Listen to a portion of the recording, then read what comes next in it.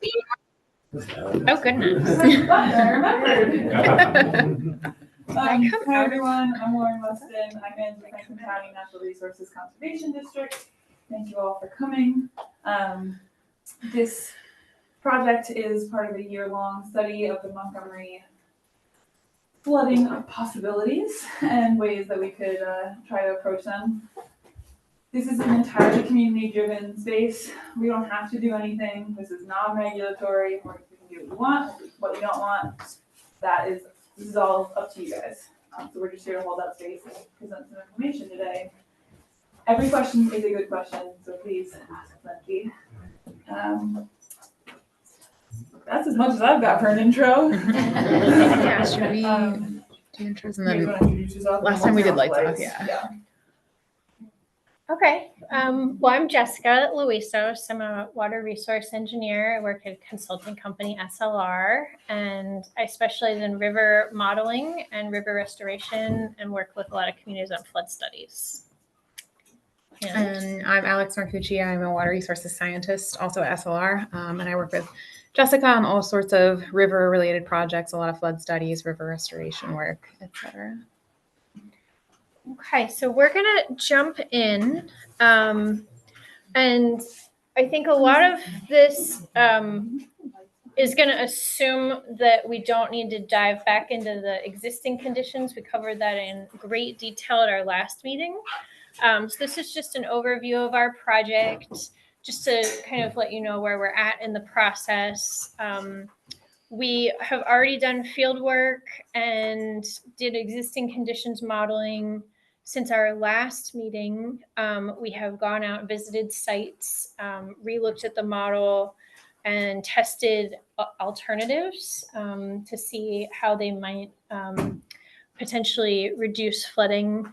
And the goal for today is to talk through those alternatives and hopefully get some feedback from all of you on up to 5 of those alternatives, which seem worth looking at in more detail for us to do some concept designs. And just looking at the schedule, we are going to do those concept designs as well as reporting in another meeting or two before the end of the year. So just as a recap, that we showed a lot of existing conditions model results. You know, this is just a zoom in, just to kind of refresh people's memories that our model basically runs the whole flood through it, starting with kind of just regular low flow, and the flood comes through, and you can see kind of in the modeling kind of where the flood goes out to, and then the colors are the depth. So the darker colors are the spots where it's deeper water. So that's kind of the base that we've been working off of to then test alternatives. And, you know, we have the whole presentation from back in August that really got into the details of how we made the model. So I'm not going to do that today. But from those alternatives that we discussed in August, we went out, we did more field work, we collected data, we looked back at flood history, came up with ideas in the field. You can see some crazy field notes we have of ideas from standing out there and understanding the flood patterns. So from that, we then took each of those alternatives and tested it in the model after figuring out kind of what the footprint might be. You know, in the case here, this is just a little screenshot of, this happens to be Comstock Bridge, and the idea of let's put a big culvert next to it and see what it looks like. So for us, we had to think about like how big that culvert might be, what's there now, is it gonna, like, what are the constraints at the site? And then kind of once we figured out what might fit and what might we'd be able to do, we then put that in the model to see like how it changed the results.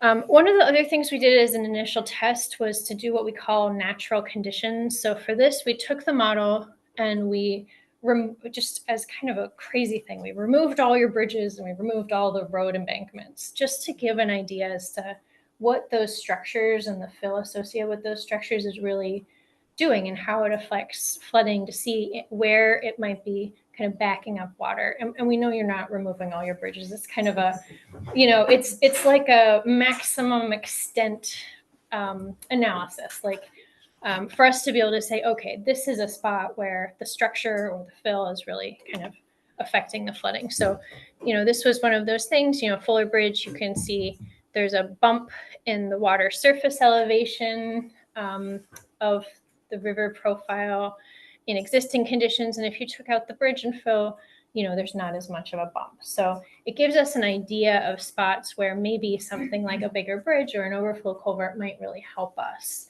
versus spots where maybe it wouldn't.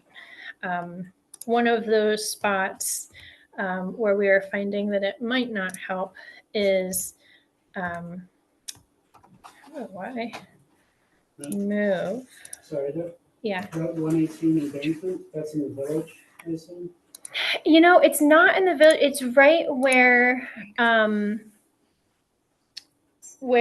it's right downstream of Comstock Bridge. Yes, it's in the village. Yes.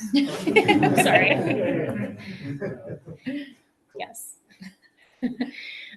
Looking at the main stem, a lot of these bridges don't seem to have quite as much of a effect necessarily. So this was just a way for us to get a kind of overview of what that might look like.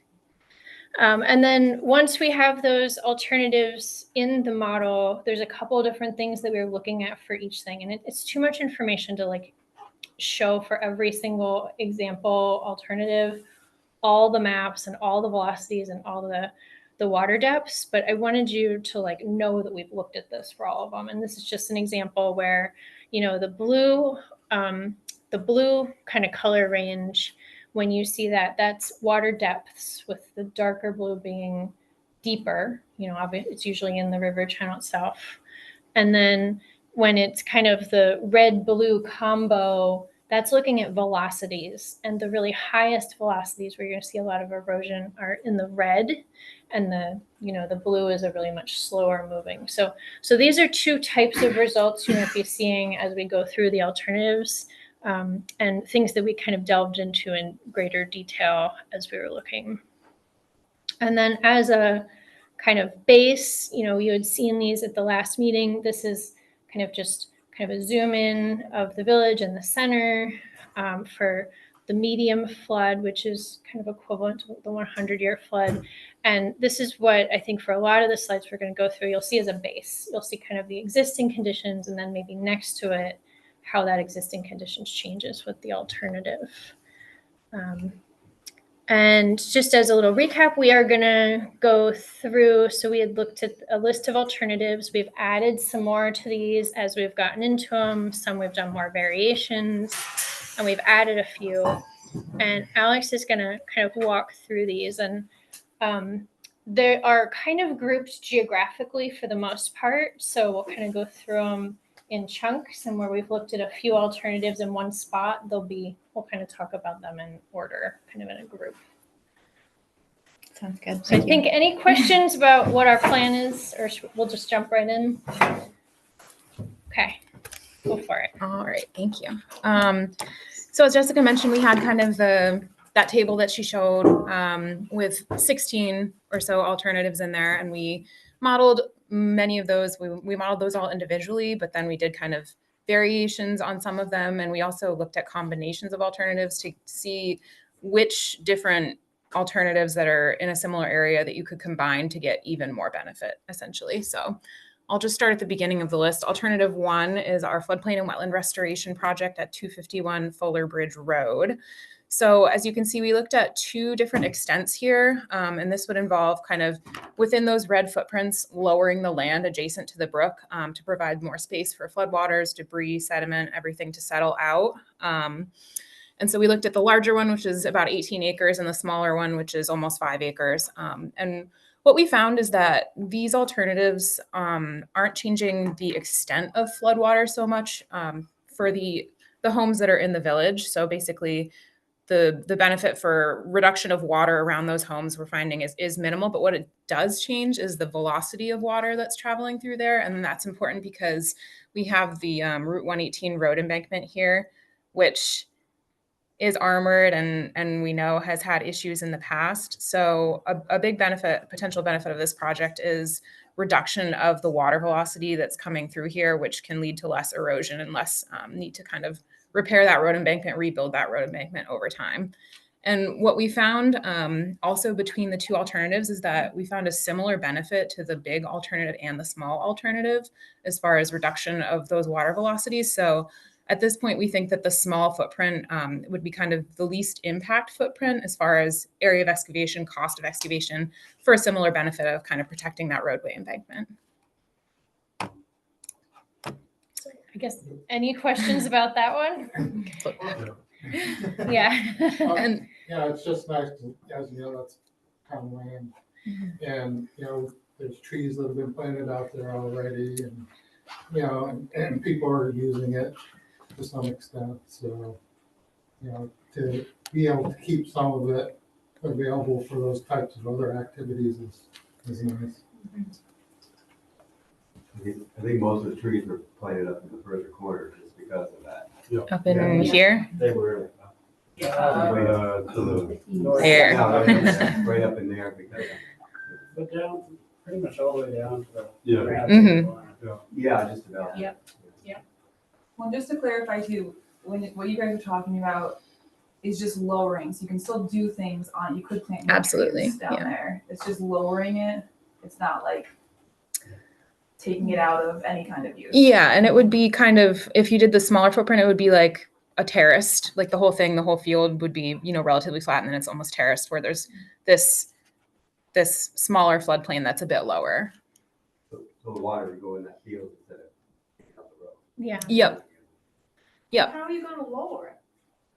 I hate to sound dumb, but I don't understand. No, It's a good this, question. Yeah, it's super. So basically, with excavators, we take like construction equipment out and dig out the dirt, and you know a lot of it's kind of grassy material, but along the side, along the edge, there's knotweed and a few trees along the river edge. So you'd go out with, it's like a construction project Yeah. where you would be digging out many truckloads of dirt and moving it somewhere appropriate. Like, you know, maybe there's a spot somebody needs filled that's not in a wetland, and you know, Yeah. so it's expensive. It's like trucking dirt. So are you gonna try to change the course of that river a little bit? Because of that right angle? It might do that on its own. Like if you lower down the land, if you excavate it out and have less dirt there, the river might move further over. It's harder to get a permit to actually move the river itself, but this kind of a project is easy to get a permit for because you're kind of giving it more room. And then if it moves over there on its own, everybody's happy. But And the end condition is a lower floodplain that's replanted with native vegetation. So it'll be planted with trees, shrubs, etc. So it grows up naturally. So the knotweed, you're planning on getting rid of that, like you're supposed to like dry it out and burn it? yeah, so well, there's a couple. We often will give the contractor some options. So one would be to dry it out or burn it. Another would be, because they're going to be having a lot of dirt. What we found in a situation like this, if they excavate it out first and take it to the pit where they're going to put all the fill and put it on the bottom and then cover it up with the other dirt, it smothers it that way by burying it. Okay. So, Yes. How would this be funded? Like, what are the options? Like, how would we actually do this? It's a good Lauren question. Sorry, that's always my question. Yeah. We have to consider that about Yeah. this project. There are lots of different funding options, especially when there's an argument that it would improve water quality, which floodplain restorations are very strong candidates for. It would take a lot of grant writing, and it might be, some of the grants might require some level of match from the community, but it would be a lot of grant writing and fundraising. Do you have an estimate of the cost? we do not have costs for these yet. That's kind of next Okay. step Yeah. for projects that are selected to prepare those 5 concept designs for. Cost will be part of that. But there are these are projects that are happening across the state now. So they are being funded.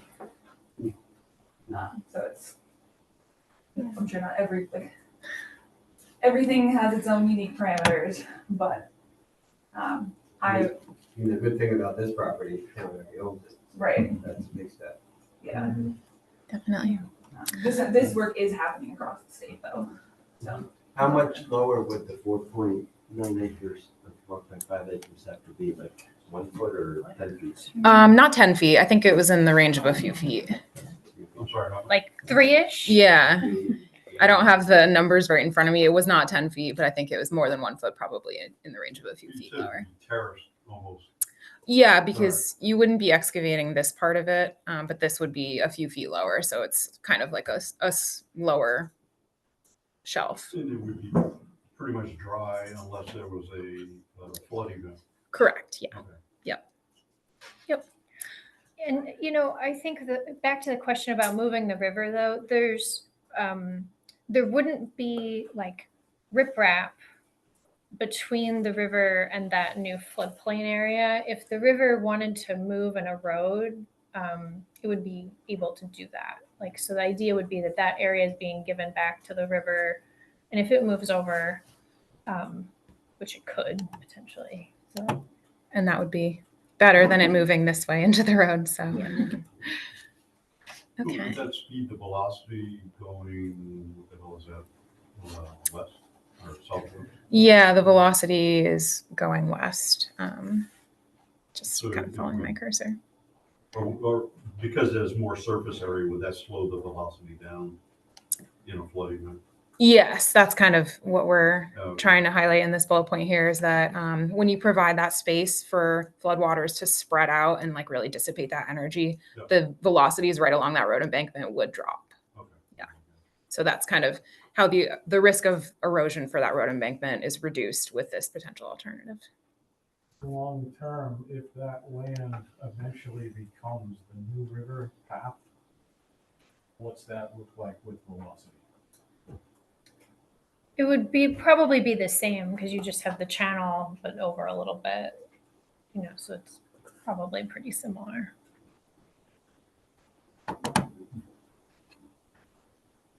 Okay. We'll move along to our next location, which is the Route 118 bridge over West Hill Brook. And so we looked at a number of different things here, and alternative 3 is also related to this. So kind of the main alternatives that we're looking at here, they all include sediment removal at the bridge. So some level of sediment maintenance there to reestablish that natural profile. As we all know, there's just a ton of gravel and cobble that's accumulated upstream of that bridge, and there's very little clearance under the bridge currently. So we looked at a couple different options here, and I'll just highlight with my cursor. This is the existing bridge as it is in the model. And then the couple options we looked at were including an overflow culvert as well on this side here and lowering the land in between Hill West Road and the brook, and then also at the outlet of that as well. And then the last alternative is one much bigger bridge that would also include some lowering of the land right along the brook here to provide more space underneath that. What is the overflow culvert look like? A concrete box culvert often is Under the bridge or? So it's kind of next to the bridge, so it's not like within the footprint of the bridge. It's separate from the bridge, but it has its own channel, like lower floodplain area that leads into it, and it's at an elevation that's a little bit higher than the stream bed, generally speaking, so that when water comes up, instead of flowing over the road around the bridge, it can flow through that overflow culvert first. Sediment accumulation, do you think that's caused by the changing gradient of the stream or the construction of the bridge? I think this is a natural location where you're going to see a lot of deposition of sediment because, as we all know, the brook is really, really steep until this spot, and the valley is super narrow, and kind of right above the bridge is where the valley widens way out and the slope drops significantly. So that's where your water is really going to slow down and just naturally drop out that sediment. I think that the bridge is in not a great location. If you were going to build a bridge there today, maybe we would consider in a different location just because it's always going to be a location where you're going to have a lot of sediment being deposited, which creates over time a maintenance need that's kind of recurring for maintaining a profile through there and maintaining the clearance under the bridge. You know, those bridges have just been rebuilt. Yeah, the bridge makes it worse, Yeah. because like you can actually see when you look at the profile, like there's sediment building up downstream of the bridge also, but upstream of the bridge, it's more. So it's really both. Yes. Has it been addressed? Why are we having so much sediment on this West Hill Brook? I mean, the amount of stuff that's coming down, there's gonna be quite a bit of erosion somewhere. Do you know where that is, or? West Hill. Yeah, so one of our recommendations, so our study is really down here in this part. We do think there should be work to figure out where it's coming from and stop it or reduce it. But that is just outside what we've been asked to look at. But I mean, we do have like a recommendation at the end, which you'll see, which is to say, like, you really need to be looking upstream too. It's not enough to just look down here in your low areas. Yeah, actually, I'm the road commissioner, and we do have grants for the high erosion areas that we're working on trying to fix some of those areas. Right. Up above street to try to stop some of that from coming down. There's a couple places. Yeah, but we have a map of all the high areas, and then they're the top of our list to start working. I'm sorry, you said the town has some grants to address that? Yeah, we do hydraulic. They've done hydraulic studies, and then there's certain areas that are higher prone, and so every year we apply for grants and try to fix areas that are high erosion. That's great. It's really great. Oh, sorry. And Mark, you could test or mention this. It might have been that Halloween flood. Yeah. But the town tried to remove stone and rocks and everything from under the bridge, and the state wouldn't allow us to do that, right? They did. They allowed us to do it. Oh, they did. CNO just did it at that point. I thought it was almost impossible to dredge a river now. You guys can get permits for that? The state will give permits if it's generally at a discrete location like this where there's infrastructure to protect. But it does go through the state for permitting, and they say yes or no. But widespread dredging is discouraged, generally speaking, from the state's perspective. But like I said, if it's kind of a focused location like this, then often they can approve We tried to get it. a permit this fall to do it. And I mean, the town really can't afford to do it all themselves. And I tried to get V-Trans involved. And I guess in 2007, the town signed a agreement to have it cleaned out then. And the state did it, and the town helped them. But part of that agreement was that the town couldn't do it again. The town would have to pay for it themselves or work with natural resources to come up with a plan to remedy the problem. So that's where we're at right now. I mean, we're looking at $50,000-$60,000 just to clean that out. And I don't think the town, I think the state needs to help us do it, because I mean, it's a state highway and a state bridge. So I don't think it all should come on the town. I wish the town would never sign something like that back then. But now that's what we gotta work with. Because that was thrown in my face when I tried to get a permit to clean something out. I'm like, oh, I didn't realize that. Is that State should be something responsible.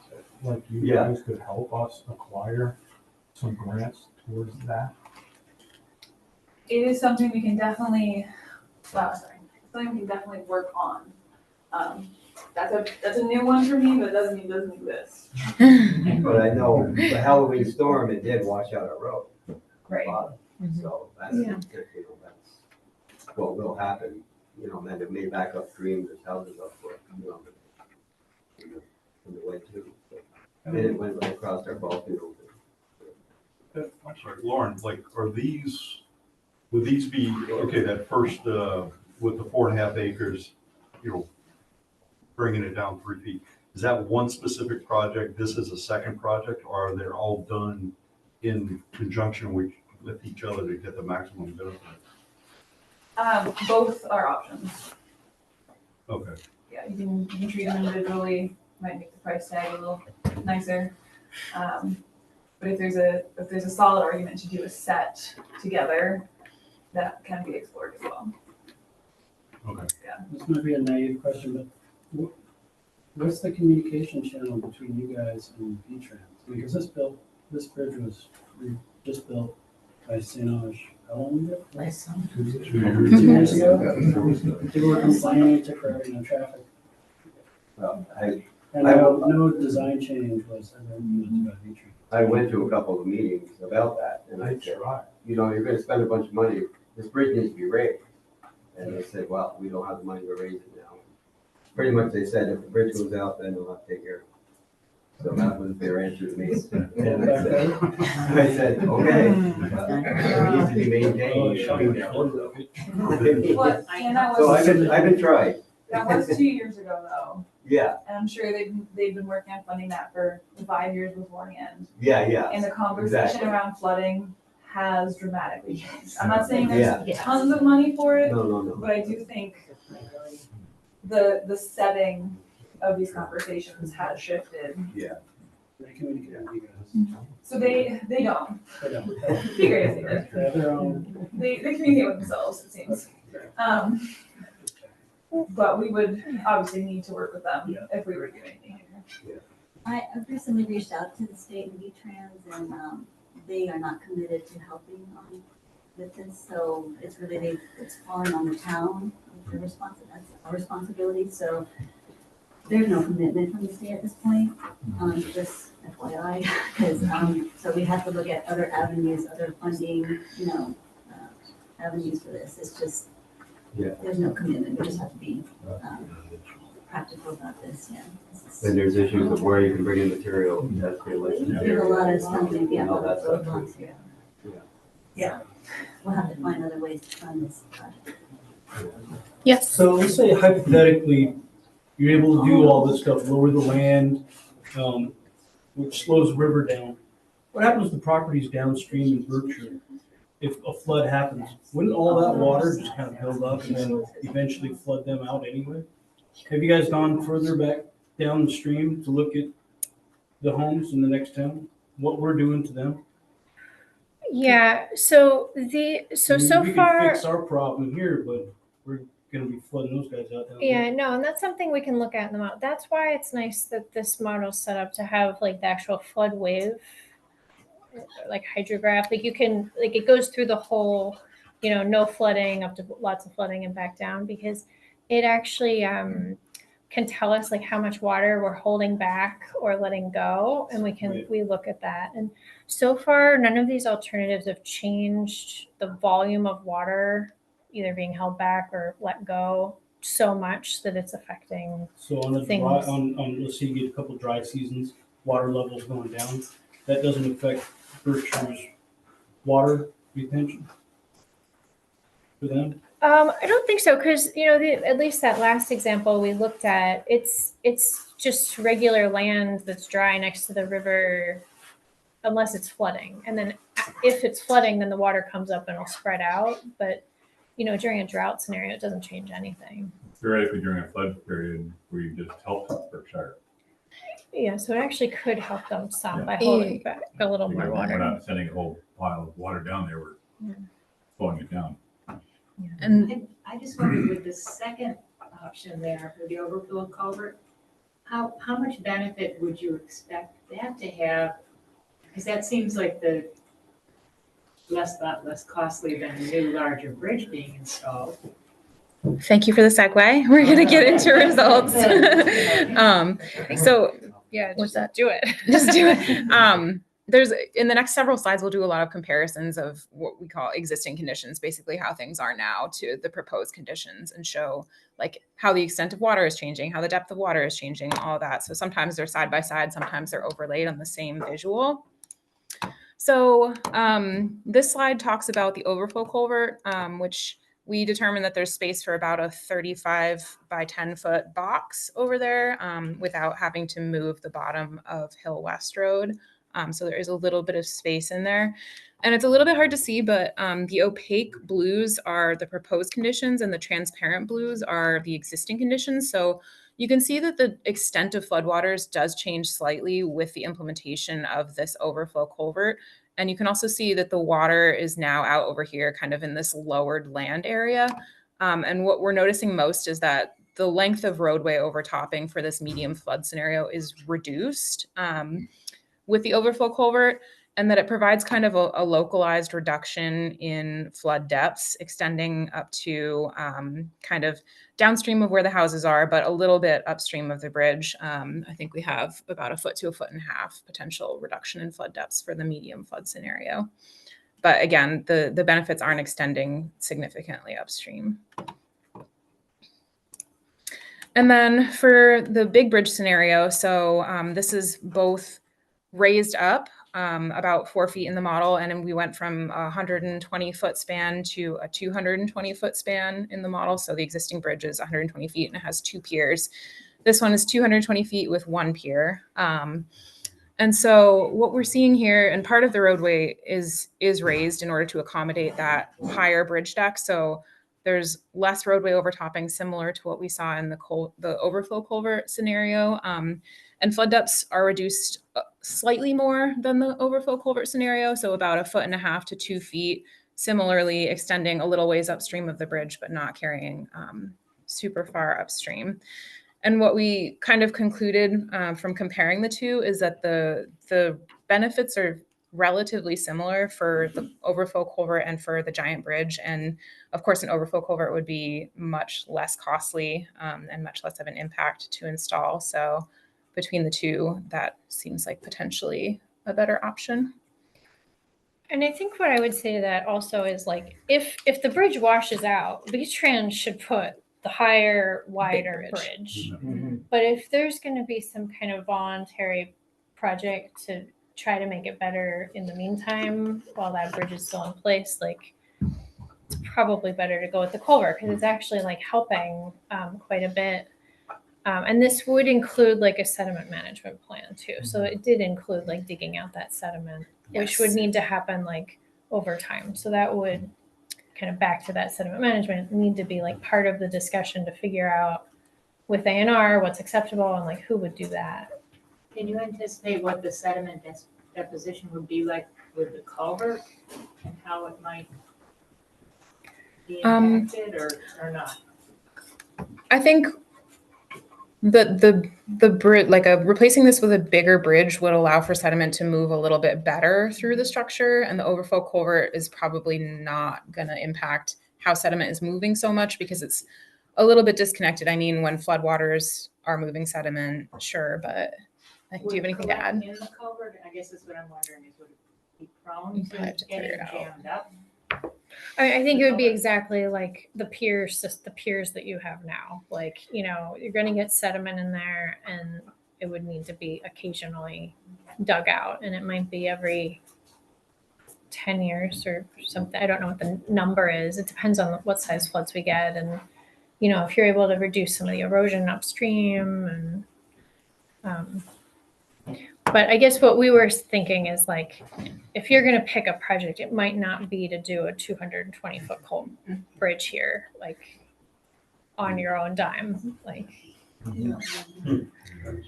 so we also, within the same area, we looked at alternatives for the bridge itself, but then we also looked at alternatives for the land that's kind of upstream of the bridge and seeing how we can better convey floodwaters through that area and whether there were opportunities to kind of create more space to allow for some of that sediment and debris to settle out up on the floodplain rather than clogging up the bridge so much. So alternative 3 looks at kind of adjacent options. And one way that we looked at this was creation of an overflow channel. So you'll see the red outline here, which basically would provide a path for floodwaters from West Hill Brook. We know that it's already flooding out all in this area, overtopping the road in certain flood scenarios.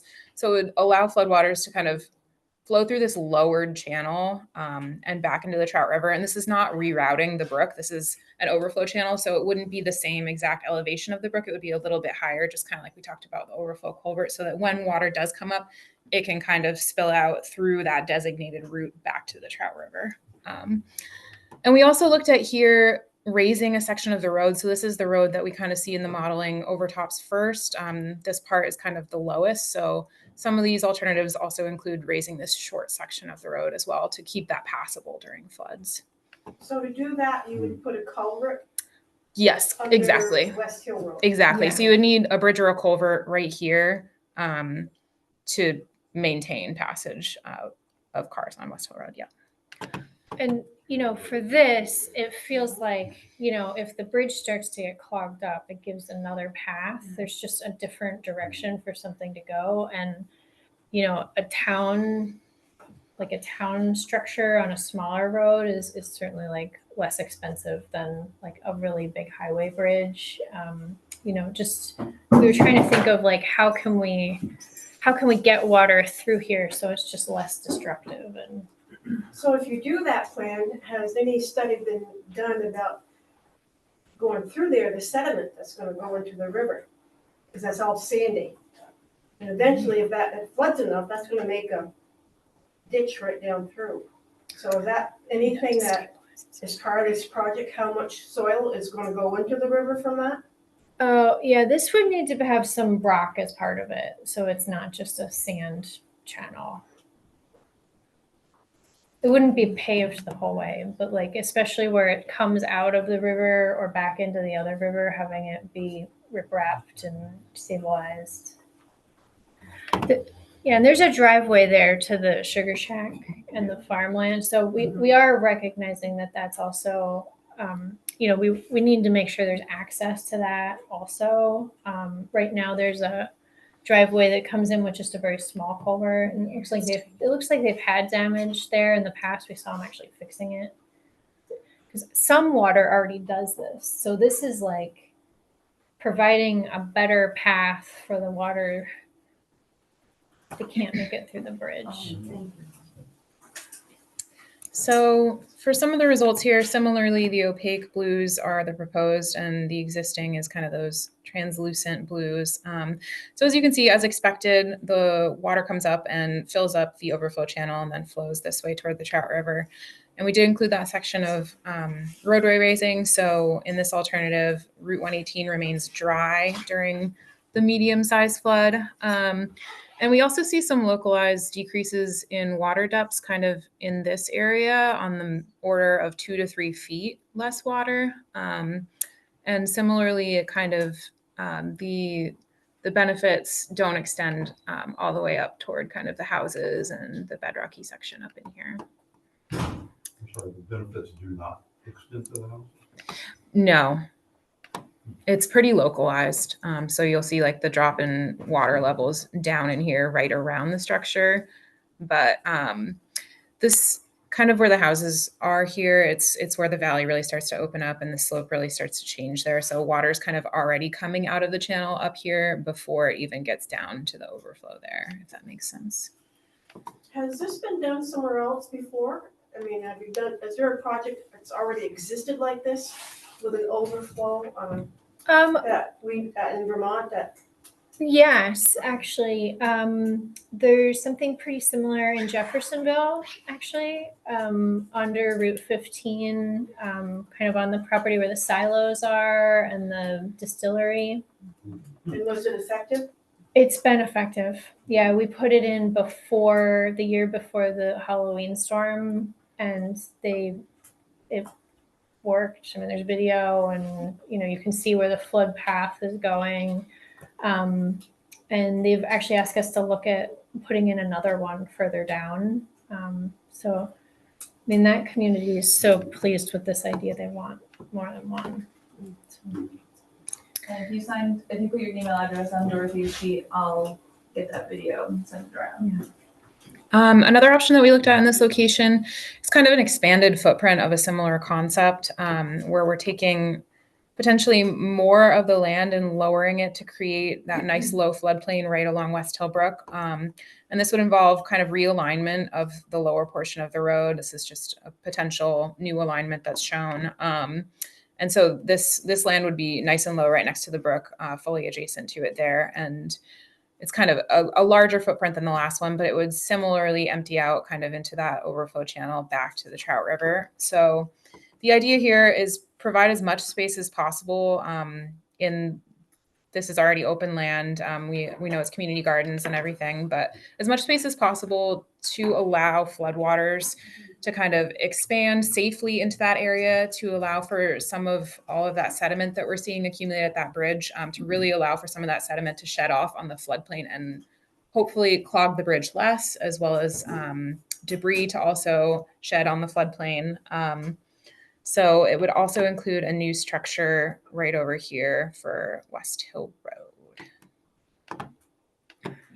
So this might seem crazy, but it's, I think one of the big issues with the sediment at the bridge is that you have high land, with your roads on both sides. And like right when the water starts to slow down, there's like nowhere for it to go. It's like just stuck there. So It's all the sediment now is like in the bridge. So this is an idea to think about. How could we like at least spread out that sediment so it's not all in the bridge opening itself? Like, and if the bridge starts to get clogged up, there's a spot for like logs.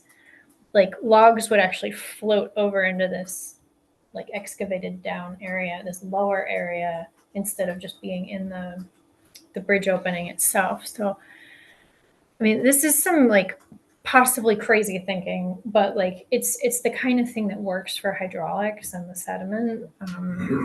And I know there's a sugar house there, and it's owned by this land is owned by someone else. It's not all town land, so it's something to really think about. But if your other options are convincing V-Trans to put in a really big bridge, and that's maybe still not even helping with the sediment. That's another idea. So in this scenario, you can see some of the results shown here in the visual, and it's a bit more of a reduction in depths of floodwater, around 4 feet or so, kind of through this whole stretch, and you'll see the extent of water is kind of more consistently in this area that's been lowered, with water again flowing out into the Trout River. And the upstream effects end kind of just around the homes, and then are less so up in this area. So some more water in this area, but less water over here, and less sediment and less debris over here as well. And then Was the 118 raised as well? so it would be raised as well, yeah. And this water that you see right here, the line's like slightly over. So the roadway will remain dry fully between the bridges. So that's what you say, that's an existing medium flood? Mm-hmm. What's considered a medium flood, like a Halloween storm? Or? About the 100-year event is what we're calling it. It was close to the Halloween one. Do you remember? I don't remember. Yeah. What kind of time frame are we talking about realistically as far as that bridge is concerned? Like for when V-Trans might replace the bridge, you mean? Or make a definitive decision as to exactly what to do? Because as far as I'm concerned, knowing that V-Trans claims ownership of the infrastructure, but will deny any involvement in any dredging whatsoever. As far as I'm concerned, overflow culvert notwithstanding, right? It seems to me like this, we're in a very serious situation right now. I drive past that thing every day. And all it has to happen is a major storm, and not just gravel and silt and the like coming down that river, but trees being forced down that thing right into that bridge iron. And as far as I'm concerned, October cutoff point and permit notwithstanding, that needs to be dredged out. I mean, common sense should prevail here. Over and above all the rest of the stuff. I mean, I know about bridges. You build a bridge abutment into the bank of a river, you create a choke point. And that's why we have all this trouble. That's why we have all this trouble. You go right up West Hill Brook, every bridge, you put a culvert across the water course, you have trouble. Culverts should never have been put across water courses because it starts a fight. Because that river wants to do what it wants to do, and it's going to do what it wants to do. So when you build a bridge, you keep the abutments well away from. I mean, I dig dirt for a living. Okay, I'm a PhD in anything, maybe piling dirt. But I can see the common sense in dredging that bridge out until a proper remedial action can be taken. And it has to be upstream, and I agree, and I'm glad that that Mark is doing the work we need to work upstream. Yeah. We all know where that's coming from. You know, we've lost the canopy, right? We have not just elevation gradient. We have our temperature gradient. You know, warmer water has more attractive force against a riverbank. So with no all of these things, people need to know these things. Once people become aware of these things, then individual property owners can say, hey, I do now understand that the water needs to be kept cool, for example. The cooler the water, the slower it goes. People don't know that. I stumbled over a while ago and I'm thinking, yes, we need to go upstream. We need to go upstream. And once we get the upstream stuff taken care of, then I think, not to take away from all the work that you've done at all, but I'm thinking we take care of the upstream, up West Hill, just for example, then we won't be dredging that bridge out anymore. We won't need an overflow culvert. And I don't know, I mean, I agree. I think a longer, taller bridge should be put in there. Definitely. That was a big mistake. Cheap, you know, let's see what we can get away with. And here we are. So that's my 2 cents. But I really feel that thing needs to be dredged out like tomorrow. Okay? When they do it, they have 8 feet of clearance under there. Well, it sounds like Mark's been working on that, trying to, and, maybe this information we have can bolster what he's already given V-Trans. So, I mean, I made a note, how do we get V-Trans involved? Because it feels like maybe they're not listening to Mark because they feel like he doesn't have all the information or something. So. Yeah, the other problem Well, I think you just start showing them that you're trying to work on this. Yeah, and I think Chris Brunel was willing to give us the permit. Yeah, It was It was just just- the funding It's a matter piece. of a cost of cleaning it out. Yeah. Couldn't come up with the money. And where can we take the Then, sediment? then the other thing is where can we put the material? Nobody wants V-Trans on their land looking around. Well, and So, you wouldn't need V-Trans to be the truckers, in No, theory. no, but you just have a licensed area to put the Right. material. As long as it's not a wetland. Yeah. You do need a wetland delineation done before you can dump anything. But Then the issue is. you guys do have some high land around here too. Well, it's been dumped before over the town garage, right? Well, the state garage. The state has. Oh, okay. Well, who's the The state state here? The state dumped it over by the state garage. Yeah, well, if they're When they cleaned it out in electing 2007. their duty, then something has to do something about it. As far as I'm concerned, sue me. I'll go down in that thing, I'll take it out myself. It'll be your Tired of battle. crap. Sure, if you're trying to get my attention. No. Yeah. I'll dig till the cops come. Well, so are there any other questions on this one for now? We can circle back if we need to. Just real quick, if you do know anyone on West Hillbrook who wants some education, that is our job. Feel free, give them our number, come call us. We'll come voluntarily educate. Sorry. Thank you, Lauren. Yes. Thank you, everyone, for the great questions also. It's super helpful to have this Yeah. discussion. Okay, so moving just slightly upstream, this is back on the main stem of the Trout River. We're talking about the Comstock covered bridge. So what we see in existing conditions, I'll show you on the next slide, is that a lot of water is kind of coming out on this floodplain around the homes over here. So we determined that there's some space right next to the bridge. So bridge is right here to do an overflow culvert similar to what we just talked about at West Hill Brook. And there's a bit more space here, so it could be about a 50-foot overflow culvert. And so we put the culvert in, and you can also see that this is like the base terrain file, that there's lowered land kind of leading into and out of the culvert to allow water to get into it. So there's a small overflow channel that also leads into the culvert. And what we saw in general, kind of up on the floodplain on this side around the homes, is about 0.5 foot to 1 foot reduction in flood depths for our medium flood scenario with the implementation of the overflow culvert here. And over on the side, these are cross sections of the river, approximately in this location, upstream of the bridge and then downstream of the bridge. So that's just a section view going across the river and floodplain.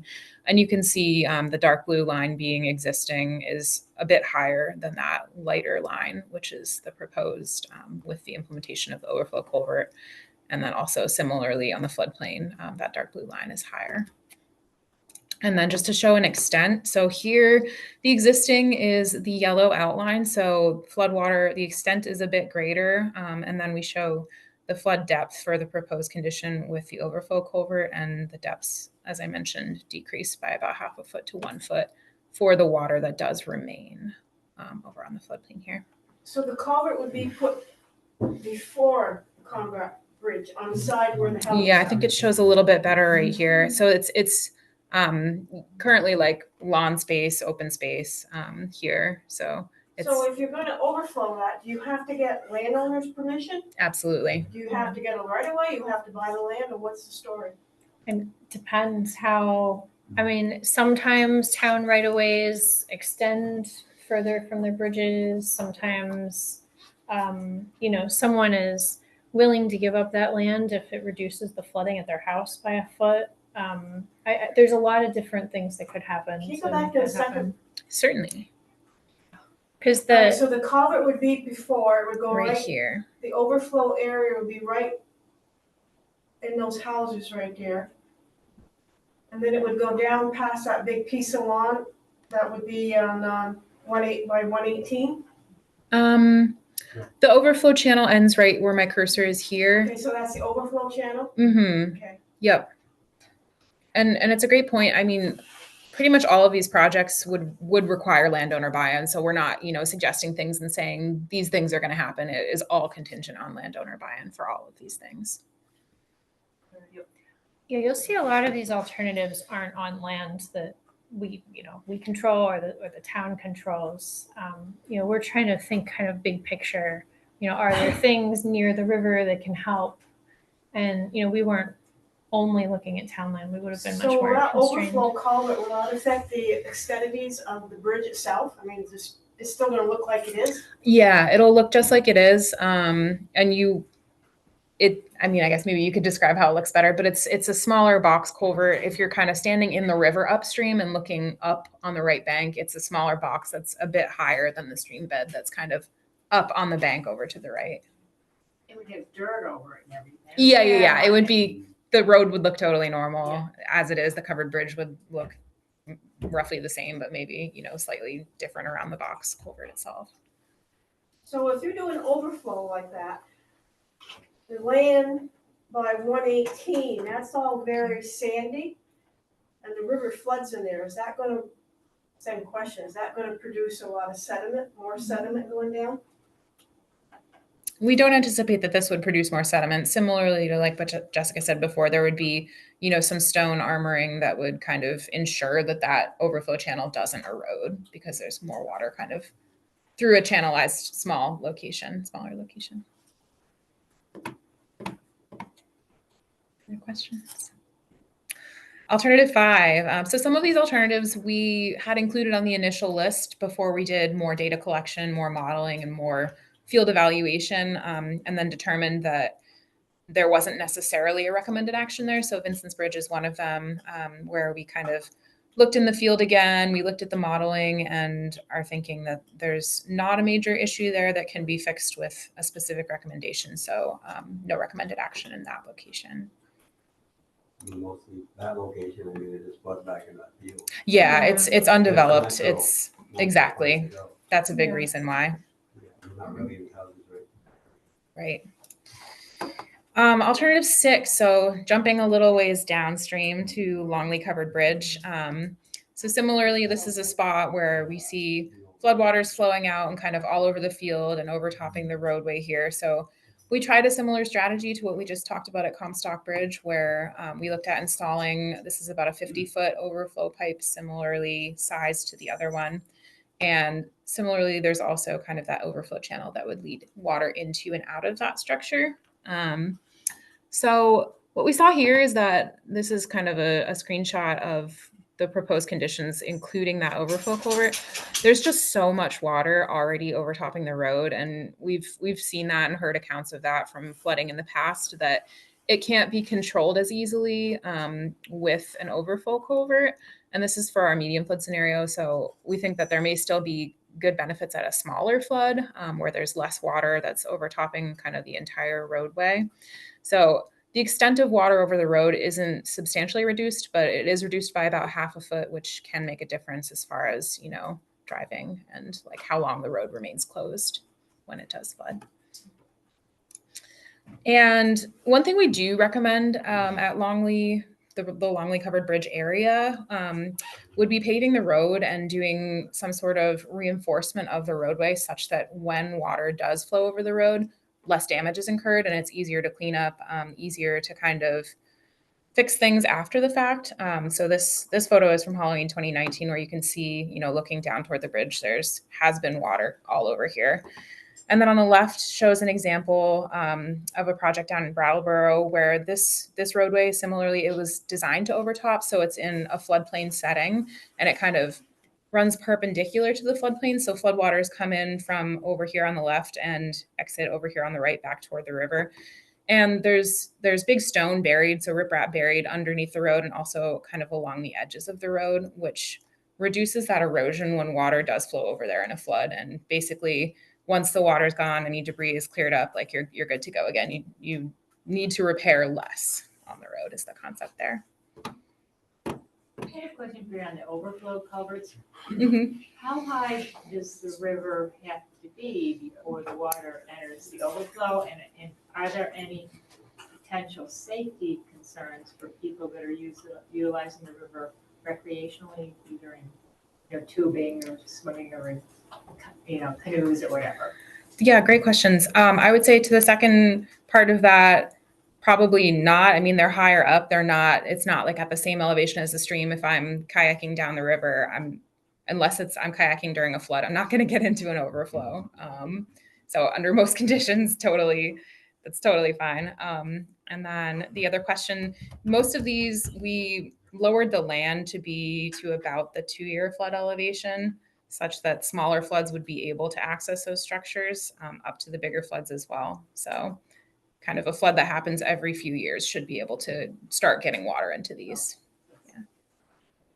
And this reinforcing of the road, it's one of those things where, maybe, Mark, you and like the maintenance crew can like think about like how much damage you really are getting when it floods and if it's worth it to kind of reinforce the roadway so it's not washing away your road surface every time. I mean, there are some water quality benefits to this. I mean, every time it floods like this and it's washing that gravel into the river, that's not great. And it means that it's harder to get it repaired. So, we were just trying to think through like what might help you. The main thing there would be, you wouldn't want to raise that road anymore. Mm-mm. Because you need to have, then it would back up into the farm, Yep. up a little further. Yep. That's, I mean, there is damage, but I don't know if that's really extent of saving it. Yeah. I think my main concern is like the bottom of 118, that bridge, West Hill Bridge is my main, the biggest spot I have. If there's any money available, that's what I have. Very helpful feedback. That's what we're looking for from you all is, we have this ginormous list of potential projects and really working with you all to hone in on the projects that we kind of are most interested in continuing to move forward at this time. That one and then over by the town land, making that Mhm. road so that the water won't go. into Yeah. the road. That's the other one. That's You great know, the feedback. town already owns that land, so Yeah. I think that one would cost. Great. That would be a big benefit. Okay. Thank you. Appreciate the feedback. Okay, so up next, we're going to move up to Black Falls Brook in the village. So we're going to talk first. Alternative 7 is Fuller Covered Bridge. So similar to the other covered bridges that we talked about, you know, we all love the covered bridges. We want to maintain the structures if feasible. So we looked at an overflow culvert here as well. And that's a 50-foot structure next to the bridge on kind of that southern bank. And this would also require some lowering of the land upstream and downstream to direct floodwaters into that culvert. So this would all be lowered, this area that's circled in red as well, and kind of direct water back out into the channel. And it would potentially include relocation of, there's 2 homes and an outbuilding right up in here. So.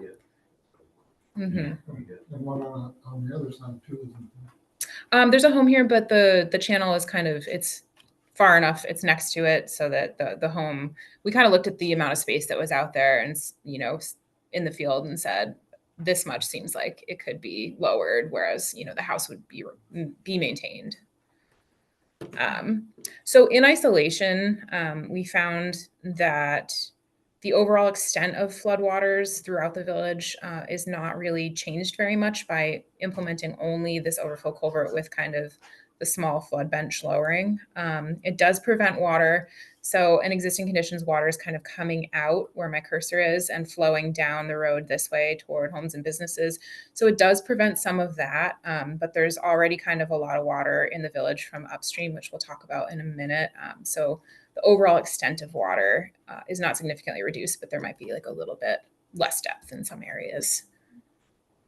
But I think working down below that, making it go into that field, you know, giving the place to go in that field would help the flow go faster through that area, so it might not back up Mm-hmm. quite as fast in that area.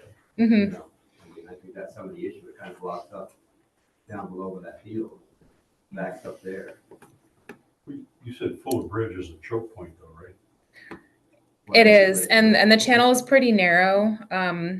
underneath the bridge, a little bit narrower than we would want it to be.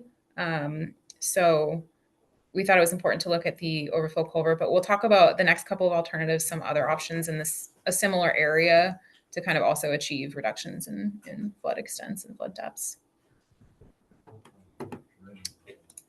So the next alternative, just slightly upstream of there, we looked at what would happen if we took all this land kind of sandwiched between these 2 roads and lowered it along the brook to allow some more space for floodwaters to expand in this area. And what we're finding with lowering of all this land is that the benefits are pretty limited unless you kind of do something also at this structure here at the Fuller Covered Bridge. So on its own, it's not effective, but potentially with other alternatives, it may be. And then we also looked at the land. So this is the Fuller Covered Bridge where my cursor is right here, upstream toward the Black Falls Brook Road Bridge. So this is currently an open field and the road runs right along the river. The river's pretty pinched in through there. So this alternative looks at lowering the field and also realigning the road kind of at the back of the field. So you would provide the brook with a lot more space up in here. And it's about, I think it's almost 10 acres. So we found that this is quite effective potentially for the medium flood scenario, in that the extent of flooding downstream in the village is substantially reduced. And I'll show you on the next slide kind of a side-by-side of what we're seeing there. So this is the footprint. And here's our side-by-side. So this area is kind of just up in here. And as you can see in existing conditions for the medium flood, which is on the left-hand side of the screen, water is kind of jumping out across the field and then flowing down along the road and getting into the village, homes, and like the post office and everything, kind of from that upper location, as well as some coming from the Fuller Bridge, which we also know is a pinch point as well. And what we see when we implement that lowering of all the land up here is that the water is then captured and redirected back to the brook and prevents that flood water from flowing down the road and into the homes and businesses down here. So we're seeing potentially quite a lot of reduction of flooding in most of the village from creating that floodplain upstream, that space for the floodwaters to expand there and then get back to the brook, rather than kind of flowing down the land and down the road. And is that without the culvert added? This is without the culvert, and I'll show you. You're queuing me up great here because the next one is the combination. Yes, question. To lower that land, that 10-acre parcel, Mm-hmm. that land's quite a bit higher than the river. Mm-hmm. So that would be a lot of debris or dirt removal, correct? Yeah, I and know we've the owner of that land, and you probably know. Yeah. if it saves the village, And, you Can they know, be there's- persuaded? Yeah, and there's the possibility. So, you know, we only had limited time between, you know, when we started looking at this. So there's the possibility it wouldn't need to be this big, you know. Like if this is something that seems worth exploring more and doing a concept design on, you know, there's the possibility it's a smaller area. Maybe it's not 10 acres. Maybe it's like, Because you have the other choke point above it, because that's Black Hall Bridge. right. So, you know, I know it's a big footprint on the plan, but it's very this seems like it has a lot of benefit to it. Yeah. So like figuring out like what's the actual footprint, how much further over do you really need to move the road to get this benefit? You know, seems worth discussion. yeah. Yeah, at this point, Maybe willing to sell too. At this point, we don't know about landowner interest, so up next, thank you very much for the transition. We did look at the two alternatives together, so including the overflow culvert at Fuller Covered Bridge as well as the upper floodplain. And as you can see, the extent of flooding is very much reduced in the village and also on the north bank here. So the floodplain alone, I'll just flip back, doesn't quite handle the water that's over here, whereas implementing both the overflow culvert with the floodplain looks like it has the potential to pretty much keep floodwaters in the channel and in this designated lowered floodplain area, and off of streets and kind of away from homes on both sides of the brook in the village here. So definite potential there. Can I ask a question here about, is there any interest on the state level for eminent domain to deal with things like this? Because as we said, where the water flows, there's people who have land adjacent to it, and they're not interested anywhere in negotiating. We've certainly dealt with that with our roads. It's the roads that got us in a situation a lot like this to begin with. I mean, the 118 was built the way it was, and Farmer was, 57 was it built? When was 108 built right along where it is now? 118? 58. And they bought the land, I don't think they put it into what? Yeah, because historically, you can even see there was the whole thing was a big floodplain.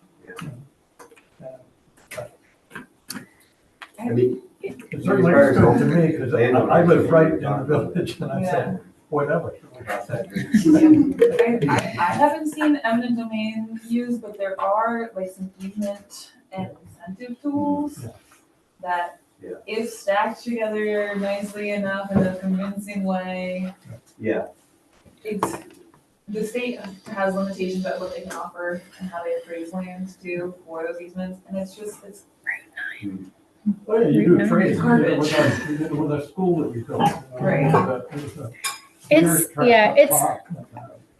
Eminent domain has come up with some of these projects too that I know of, and there might be more, but I think it's not recommended as like, I think incentives, thinking about buyouts, thinking about purchasing the land with some kind of maybe like river conservation funding. I think there's a lot of other tools and education, like talking to somebody and saying, there's these two homes that are falling into the river.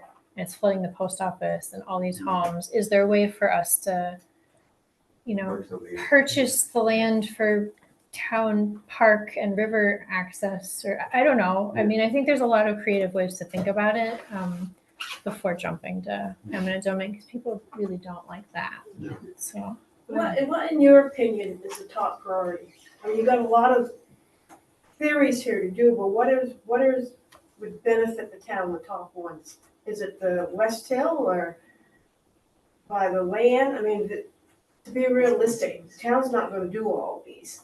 It's gonna take, if they do, it's gonna take a long time. So of the opinion of you ladies, of your studies, what would be the most beneficial one to start with? Thanks for your book. We will talk more about recommendations a little bit later on, but yeah, if you we have some more to specific talk thoughts. about, but I think this is, we've been talking about it, and I think this is one to keep high on your list. This is something where it's the type of project that we're seeing get funded. There's a lot of benefits to this kind of project for water quality, for flood reduction, for protecting people. And, at this, you'd be protecting like your road, a lot of homes, multiple businesses, like the post office. The covered bridge itself is much less likely to wash out. I mean, this is the kind of project that looks like it would be benefiting a lot of different people with the type of project that would get a permit and would be eligible for many different funding sources. So if you kind of put it all together, and we're only on 9, and there are a few more that look really promising too. That said, I do think it makes sense to continue to pursue something at West Hill Brook. Like, it's clearly a problem, and so we're signed up to do 5, and how you to help you learn more about multiple ones, and then there can be a discussion about maybe which one you try to get funded first. Like on Black Falls, we already did 2 grants going up the hill, water quality, so Yeah. we're trying to help slow that down, Mhm. sediment coming into that area, so. Yeah, and that That's looks great. good too on grants to be able to say we're already doing this work. Yeah. Any other questions on questions this here? one? Because I think the next one jumps up into the. Yeah, we're going upstream from here. Okay, so next spot we saw we have some anecdotal evidence, and we saw also out in the field some issues with erosion. This is Route 118 by the rec center, which is right over here. And it seems like the roadway embankment has had issues with stability, and then there were kind of some rock veins installed in here that look like they were trying to deflect the flow many years ago. So there's been an issue with erosion kind of along the roadway embankment in here. So we tried lowering the land on the opposite side from the road just to see if that could potentially alleviate some of the stress on the roadway. And what we're seeing is that for the small flood scenario, which approximately about the 10-year flood, is that yes, it does alleviate, it lowers velocities quite a bit right along that roadway embankment. But in the larger floods, the velocities are a bit slower because water is already able to spread out into the floodplain much more. So this type of project could potentially, reduce erosion of the roadway embankment for Route 116 over time. But not a lot of buildings flooding here, so Yes. there's not that kind of additional benefit.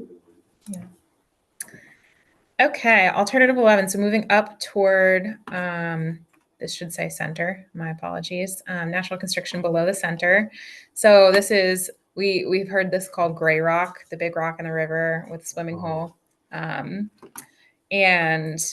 there's just a ton of gravel, cobble, sediment that has deposited. You can see it on the imagery here, kind of right all in the channel, upstream and downstream of the rock. And so it's kind of filled in the channel and created this big wedge of sediment. The valley is naturally narrow here, so the valley kind of pinches in here. And there's not really a good way to create floodplains. So we kind of looked at what would happen if you took some of that sediment out. Would that kind of decrease? Would that impact flooding at all upstream of there in the center? And what we're seeing is that the extent of flooding is generally not decreasing when you do take sediment out around the rock. There are some reductions in flood depths until kind of about the downstream edge of where these houses are kind of in the floodplain. And that's like 1/2 foot to 1 foot less water potentially in this stretch here. So it's not carrying kind of farther up into the center. But this was one of those spots on that, like that, the river profile, like we saw, it looked like maybe this was creating like some backwatering. So we wanted to, think about what could be done here. Mm-hmm.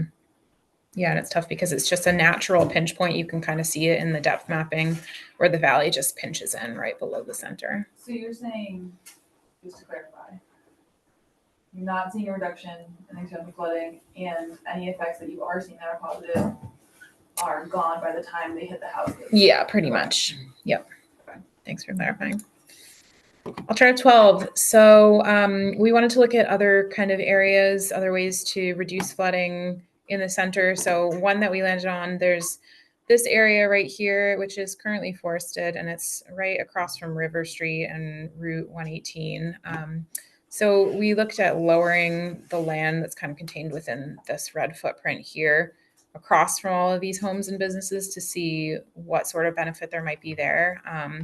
And you can see in the screenshot on the right here, the yellow shows the existing limit of floodwaters and the blue shows the proposed depths of floodwaters. So you can see there's a lot of kind of open space around River Street where floodwater, the extent of floodwater is potentially reduced, and then depths could be reduced by about 1/2 foot to 2 feet around some of these homes.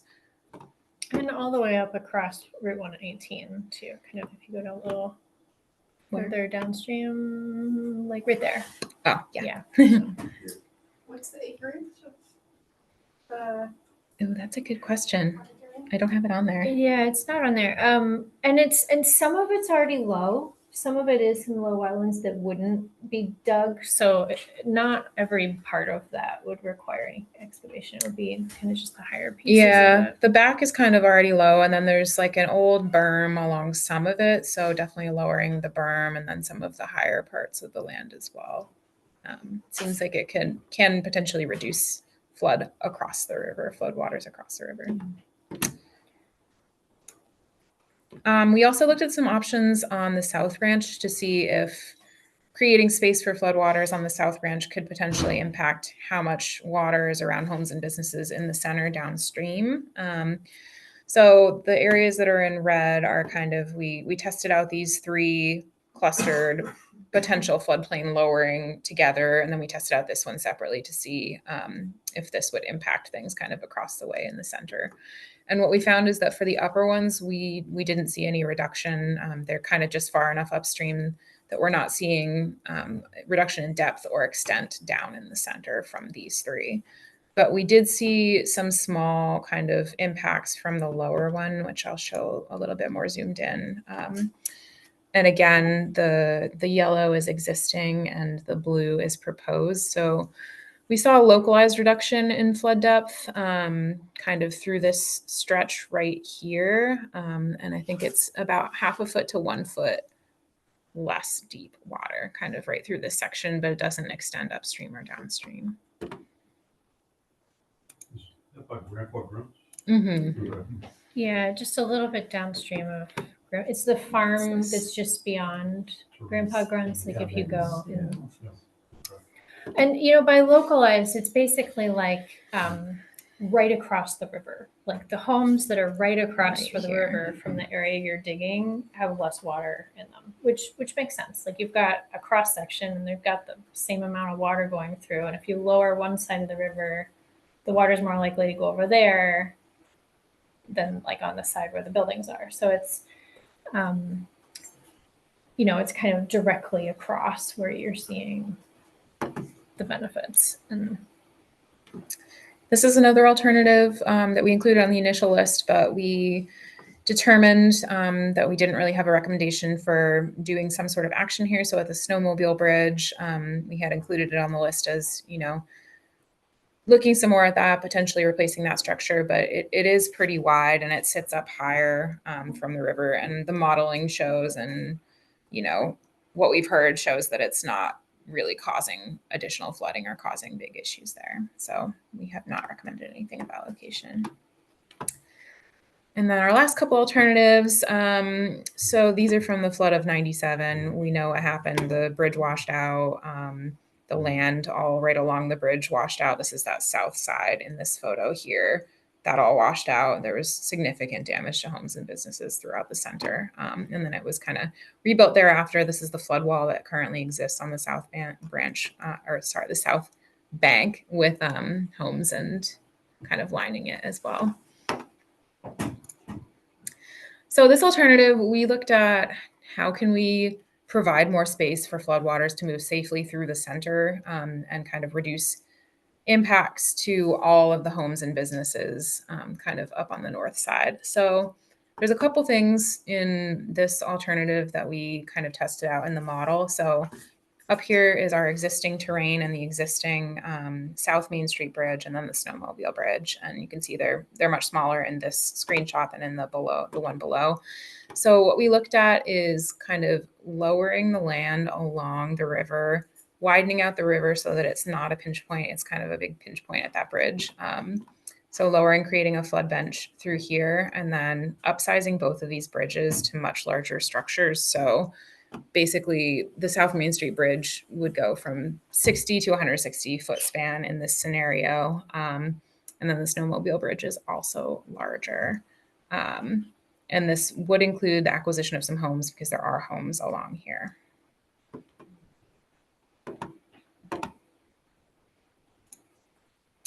So what we're seeing here is a pretty large reduction in flood depths for the distance kind of from upstream of the bridge to just above the south branch. So this whole stretch I'm showing with my cursor here is showing about 4 to 5 feet lower for water depth. And then less flood water is kind of able to escape kind of toward the eastern side of the center as well. So there's a reduction in the extent in this area and then a reduction in depths all through the section where we have this floodplain lowering and the larger bridges. And that's all dry, right? I mean, I know some of the slits had like a yellow outline, but that like really pale blue Yes. means that it has water in existing conditions, but not in this alternative. And it's a little bit So I know harder to see. There's So multiple blues on there. I apologize if it's difficult to see. And this is a big alternative. Like Very there's big. there's 5 houses and a big new bridge, something with the snowmobile bridge. So so when you had asked like what are our recommendations? Like I love this alternative, but it's a big deal to do and it takes really a lot of buy-in, a lot of work, and the people who live there would need to have a new place to live, and so just to throw that out there, we know that this is a big deal, but it is the kind of thing that, over time you could work towards. And it seems like it makes a big difference. You could do it in stages too, couldn't you? Yeah. You could certainly do it in stages. And if any of the property owners at some point in time become interested in a buyout or something like that, it can be kind of incrementally worked on over time, certainly. Yeah. So we wanted to test out a combination in the center to see how much reduction we could possibly get. And the screenshot on the right, this time the existing is orange. So forgive me for changing colors versus proposed is the blue. So anything in orange is where water is currently in the medium-sized flood and the blue is under proposed conditions. So this is a combination of 11, 12, and 15 to see how much we could possibly reduce the extent of floodwaters in the center.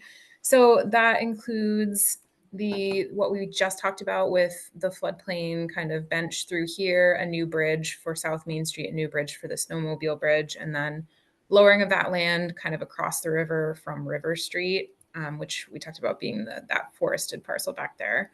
And then also sediment management at Gray Rock. So we tested out the 3 of them in combination. And we saw reduced flood depths through the entirety of the center. So from the location of Gray Rock up through above the South Main Street Bridge, at a maximum about 4 to 5 foot reduction in water depth through here. It kind of I think is greatest in this area, and then tapers a little bit kind of up here. And you can see that there's a lot less water. Also, the orange extent, like all of this is no longer getting floodwaters. By doing this, would that alleviate some of the flooding in the village? Not necessarily. Yeah, it's far enough upstream that we're not seeing significant changes that far downstream, and also kind of like if you think about the scale of the watershed versus the size of these projects, like they're relatively small. So something that's like really controlling water, like a flood control dam, is obviously going to impact things, flows and floods way downstream. But this size projects have kind of more localized impacts, I would say, and carry less, like a couple miles downstream. But collections of these smaller projects can certainly make a difference for downstream communities. That could segue into my thought. Is there any project here, if you did this project, it would either increase the need for one of the other projects or reduce the need for the other projects? They're pretty separate for the most part.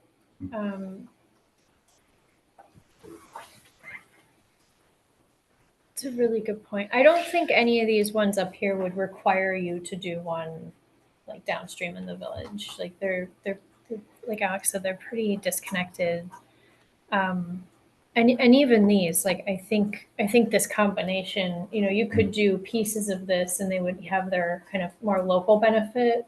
But if you do them all at once, then it kind of brings down the whole. I mean, if you go to the you can see it better in the next slide. Yeah, so we put this. This is Gray Rock. Super intuitive river profile here, but and this is a South Main Street Bridge. So the whole stretch from above South Main Street Bridge down to Gray Rock. The lowest line is the proposed with that combination. We just talked about the three strategies. You can ignore the middle line, and then the upper line is existing. So there's that big drop in the water surface elevation we were talking about throughout there. And the orange is the stream bed? Yeah, the orange is the stream bed. So like those middle lines, you can kind of see like how some of the lines kind of jut across from the existing to the proposed. And that's where like the different alternatives kind of mesh together, where, doing the downstream ones in this stretch, like kind of help the ones above it get better benefit. Okay. So the orange line is all the projects are done.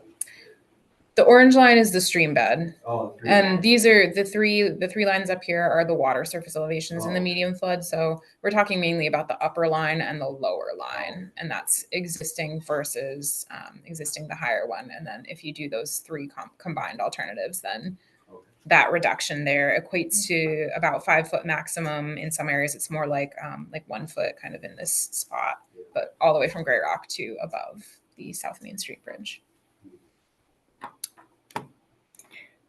We have one other alternative, and it's super crazy. It is very crazy. We thought we were trying to think big for you.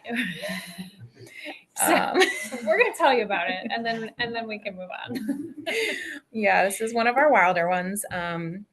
But the thought here is you have this largely undeveloped land that's kind of toward the back of the valley that doesn't get as much water in flooding, and potentially creating a safe bypass for floodwaters, like a safer course for floodwaters to take through the center. So kind of behind the homes and businesses, and then coming back into the main stem to meet up here. So kind of routed around the village almost. And this wouldn't, similar to kind of when we talked about a similar thing on West Hillbrook, it wouldn't be like you're rerouting the river over there. It's kind of a raised channel so that when water comes up, it can spill out first into this designated flow path, and then from there. So it also is complicated because there's 2 road crossings. So you would need 2 bridges crossing this large bypass channel, 118, and then also on Mountain Road.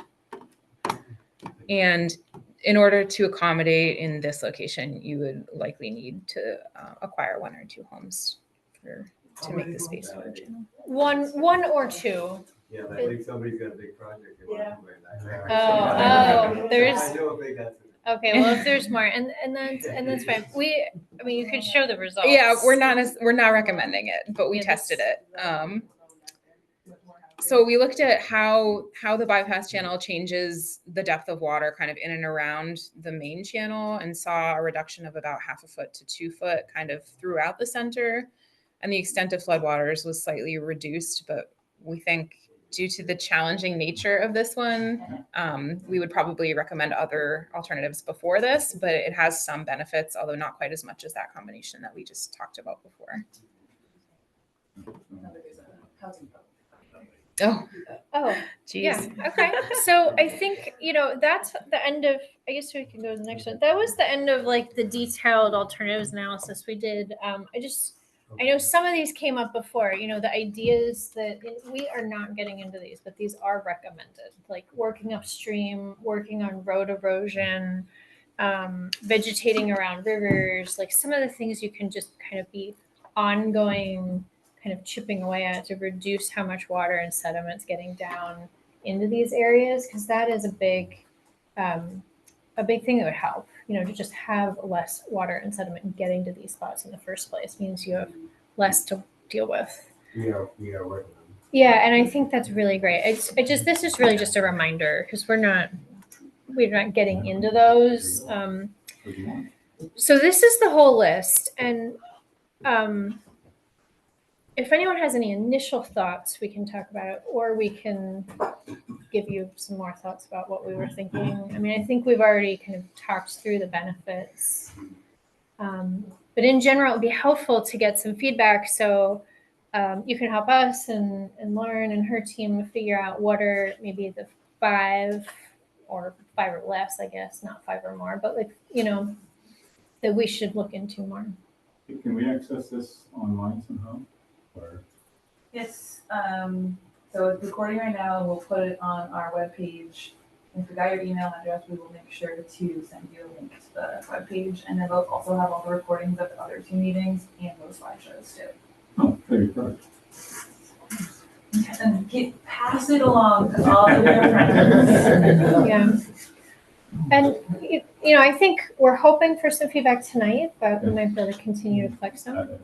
I mean, the mix of, like Sherm said earlier, that a lot of the stuff that is short term, just going underneath the places and removing a lot of soil would, for the short term, probably it's a no-brainer, except it's Hutchinson's strong conflict with the state.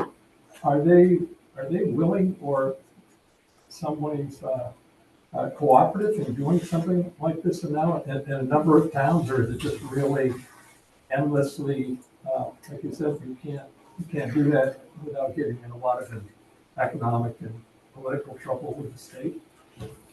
Like the sediment removal in the river, you mean? Are they doing that at all? I mean, because I know the one thing, I mean, if you started doing it a couple places, obviously a lot of towns are gonna be insisting or say, why not us? But it's, Yeah, so the spots where we've seen it work really well are spots where there's like a discrete issue, like the bridge, and you have a study like this study that kind of gives information about how much of a problem it is, how much is flooding, what's the depth that is acceptable to dig down to, and actually like making a plan that's approved by the state, and then you can implement it. Like we have some projects like that where, it's a pretty similar setting in Bennington on the Roaring Branch, where they have a bridge. We put a plan in place like that with approval from the state, and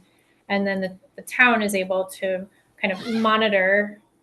Like they actually just use like a rod and like see how far down from the bridge deck the sediment is, and when it gets too high, then they go in and they dig it out down to the markers. Like we have survey markers and things for them to like know when to stop digging, and like that's an example of a spot. It's like a planned, approved sediment removal. but I think, I mean, from the clarity that you've put in front of our eyes tonight, I mean, it's pretty persuasive, certainly to me, for stronger consideration. And once again, this is not, I mean, there's going to be more water all the time.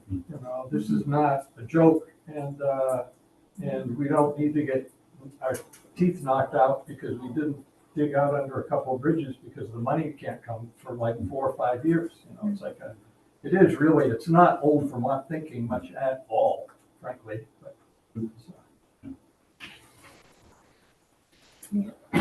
So whenever I look at a list like this, I always kind of look to see what could we start with that's sort of the low hanging fruit, the projects that are more likely to move forward quickly or easier to do and still have some benefits. And certainly I think the town land one Yeah, is, I would say number one. yeah. And then number two. Yeah. And then you can sort of, from there, start looking at, well, this one is really hard to do, costs a lot, but it has really high benefits.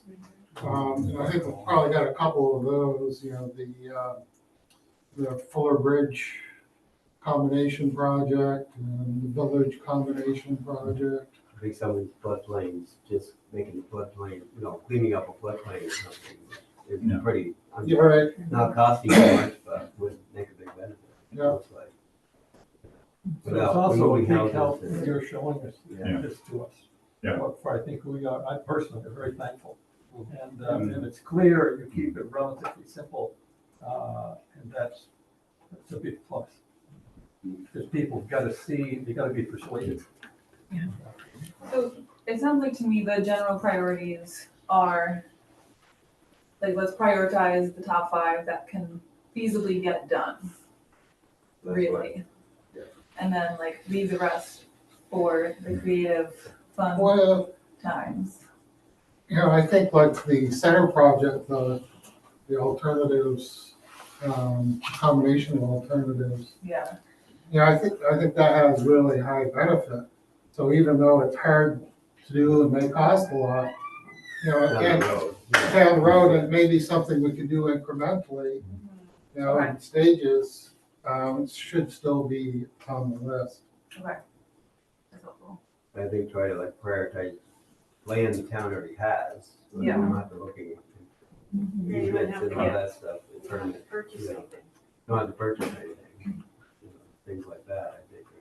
We need a high priority right now. And that would just be Fuller Bridge Road.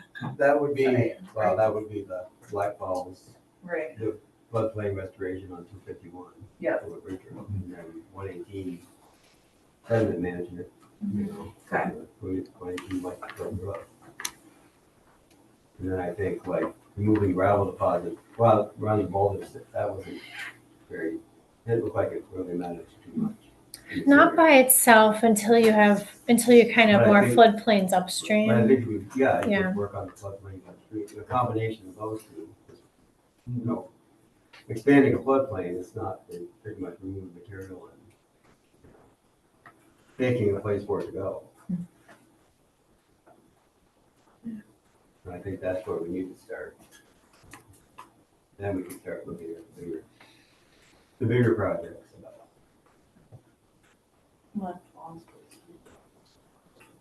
Black Falls. Jesse owns most. Yeah, but I mean, eventually I think something should be done there because it looks like it's pretty beneficial. And it was interesting too, that you said that the Black Falls project, you may not need that whole amount, that Yeah, whole 9 acres, so Yeah. you Yeah. need to find out how much. but I think if you go to that person and explain the situation, I think, the benefits of it. Right. It Yeah, may not it's be- all gonna cost Because it something. actually really helps their property, as if that's. But I think at this Yeah. point, I think It also potentially helps flooding at their house, which they own this land and this land, is what I understand, correct? So, yeah, they do. They own a couple properties. So it will benefit them too. And if all of their local townsfolk say nice things about it, then obviously don't go talk to them now and pressure them or anything like that. We need some more information. Yeah. Obviously. mhm. But I think working on town land, maybe project there, Okay. that would help. Because that's almost plugged up on that corner. And something really needs to be done there. I think that water is not coming. Because that could take out 118 and that bridge on the other side. Yeah, it really could. And then the 118, then the West Hill Bridge, just try to get something Makes together. sense to show our, Get that sure. cleaned out, and done as good as possible. So Mark, the cutoff point is October 1st in the fall.